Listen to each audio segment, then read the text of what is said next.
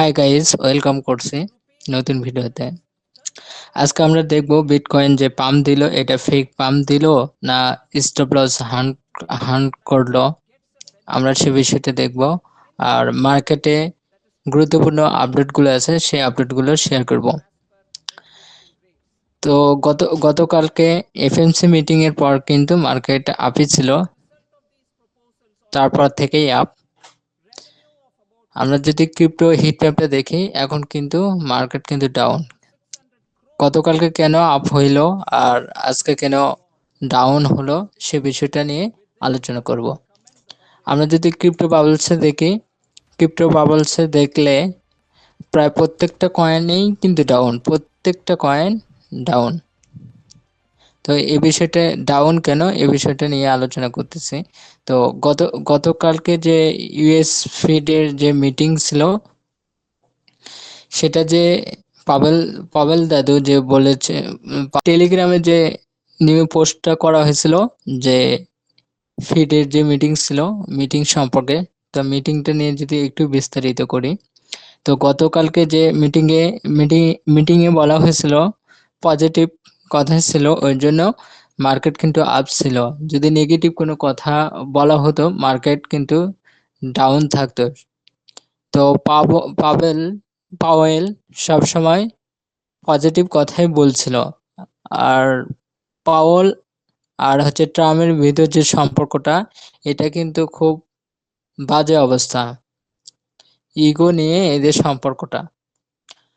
তো রেট কাট ইনক্রিজও হয় নাই, ডিক্রিজও হয় নাই, ওই জন্য মার্কেটের উপর কোনো ইফেক্ট পড়ে নাই। তো মার্কেটে ইফেক্ট পড়তে হলে রেট কাটটা যদি ইনক্রিজ হইতো, তাহলে মার্কেটে অনেক বড় ইফেক্ট পড়ে। একটু আপে ছিল, আর আপ থাকার কারণে যে বিটিসির যে ডমিনেন্সটা, সে সময় কিন্তু ডমিনেন্সটা একটু কম ছিল। কমার কারণে বিটিসি একটু আপে গেছিল। তো ডমিনেন্সটা এখানে অনেক নির্ভর করে। আমরা যখন অলস কয়েনের ভিতর যে র্যালিগুলো দেখব, বা অলস কয়েনে বুল মার্কেট দেখা শুরু করব, তখন আমাদের ডমিনেন্সটা কি থাকবে? স্থির থাকবে। স্থির থাকা অবস্থায় বিটিসি বিটিসি যে ভ্যালুটা, ওটা স্থির থাকবে, আর ডমিনেন্সটা নিচ থেকে আসতে থাকবে, মানে কমতে থাকবে। এখন বিটিসি ডমিনেন্স চলতেছে 61%। তো এটা যদি আমরা 56-50-এর কাছাকাছি দেখি, তাহলে মার্কেট একটু বলতে মার্কেটটা অনেক আপে আপে দেখবো আমরা। তো আরেকটা নিউজ হচ্ছে XRP. XRP soars 10% after Ripple CEO says ACC will drop Apple. XRP যে কেসটা ছিল, সেটা কিন্তু সেটা কিন্তু তুলে নিচ্ছে। তুলে নেওয়ার ফলে XRP যত যে ঝামেলা ছিল, সবগুলো থেকে তারা ঝামেলাবিহীন করছে। এর কারণে মার্কেটে একটু পাম্প দেখতেছি আমরা। তো আশা করি এক্সআরপি কয়েনটাও এটা অনেকটা হাইপে যাবে এখন। এরপরে যদি আমরা আরেকটু আপডেট দেখি, যে সোলোনা কিন্তু আজকে রাতে কিন্তু সোলোনার ইটিএফটা হবে। এই সোলোনার ইটিএফটা হওয়ার ফলে সোলোনা কিন্তু একটু আপে দেখবো আমরা। আর গতকাল থেকে সোলোনায় একটু আপে দেখতেছি আমরা। তো ইটিএফটা বের হলে আমরা সবকিছু দেখতে পারবো।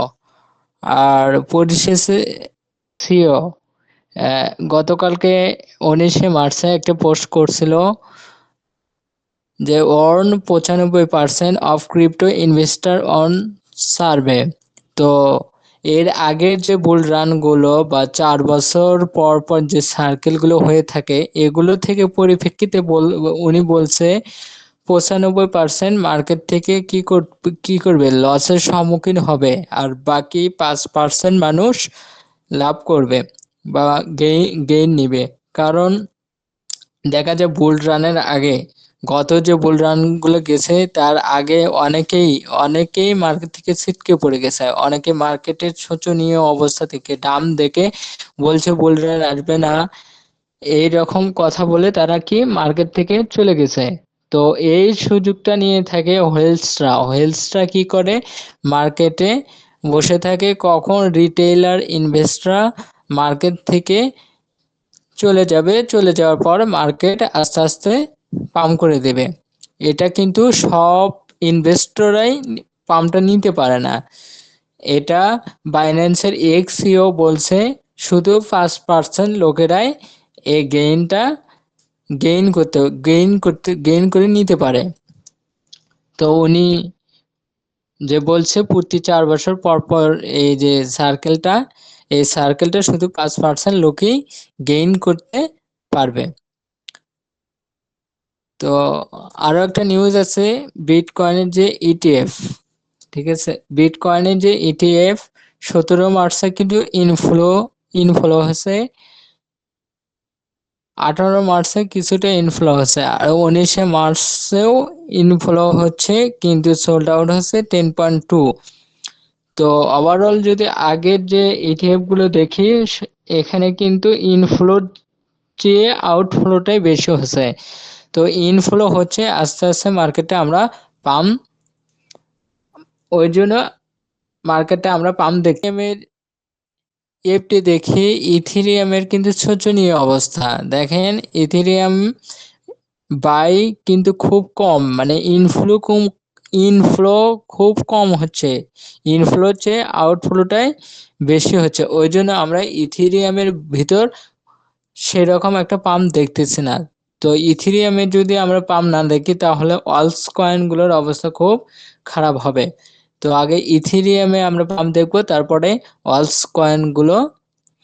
তো আমরা যদি বিটিসি চার্টে আসি, আমরা বিটিসি চার্টে যদি একটু দেখাই আপনাদেরকে, তো এখানে সাপোর্ট, ঠিক আছে, এখানে যে সাপোর্ট রেজিস্ট্যান্স আছে 1,02,000-এ, আর একটা সাপোর্ট রেজিস্ট্যান্স আছে 86,000-এ।